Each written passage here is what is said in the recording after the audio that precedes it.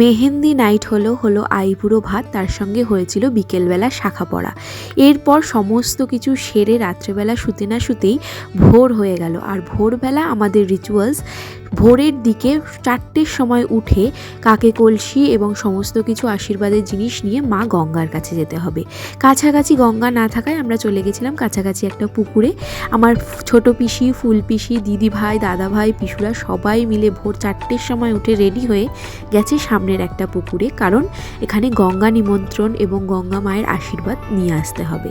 তাই তার কাছে প্রথমে গিয়ে নেমে পুকুরটাকে ভালো করে পরিষ্কার করে দেখে নিয়ে সেখানে মাকে প্রথমে তেল, সিঁদুর, তারপরে পান, সুপারি, মিষ্টি সমস্ত কিছু দিয়ে তাকে নিমন্ত্রণ করা হলো এবং তার কাছ থেকে অনুমতি নেওয়া হলো তার কাছ থেকে সোহাগ জল ভরার।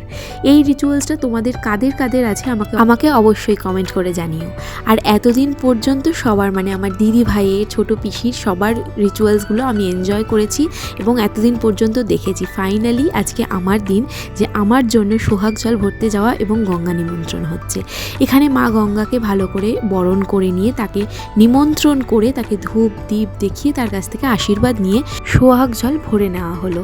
এরপর কিছুক্ষণ দাঁড়িয়ে ভোরবেলা কিছুক্ষণ কয়েকটা ছবি তুলে নিয়ে সবাই চলে এসেছিল আবার গাড়িতে ঘর। বিয়ের পুরো অনুষ্ঠানটাতে তোমরা হয়তো একটা জিনিস খুব মিস করবে, বা হয়তো তোমাদের জানতে ইচ্ছা হতেই পারে যে আমাদের কোনো ব্যান্ড পার্টি বা বাজনা ছিল না কেন। সত্যি বলতে ব্যান্ড পার্টি বা বাজনা আমার খুব একটা পছন্দের নয়, সেই কারণেই ব্যান্ড পার্টি বা বাজনা আমাদের বলা হয়নি। কিন্তু তোমরা বিয়ের রাত থেকে বাজনা দেখতেও পাবে এবং শুনতেও পাবে, তোমাদের সঙ্গে সেটাও শেয়ার করব।